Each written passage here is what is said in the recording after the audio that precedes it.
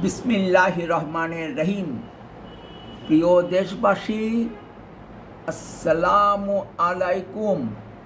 আমি সামিউল প্রধান প্রজাতন্ত্রের একজন জ্যেষ্ঠ নাগরিক হিসেবে বলছি, ভোটাধিকার আইন সম্পর্কিত আমাদের বর্তমান ধারণা ফেডারেল আদালতকে আনুপাতিক প্রতিনিধিত্ব পিআর অর্জনে বাধা দেবার কোনো মৌলিক নীতি স্থাপন করে না।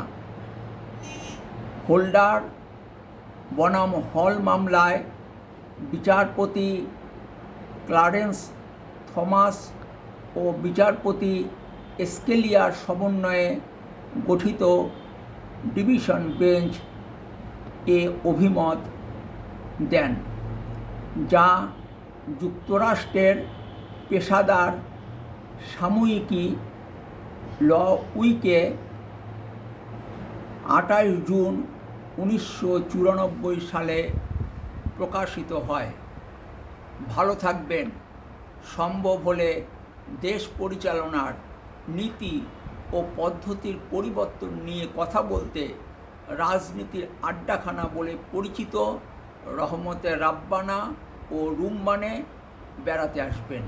ফি আমানিল্লাহ। আল্লাহ হাফেজ। বাংলাদেশ জিন্দাবাদ।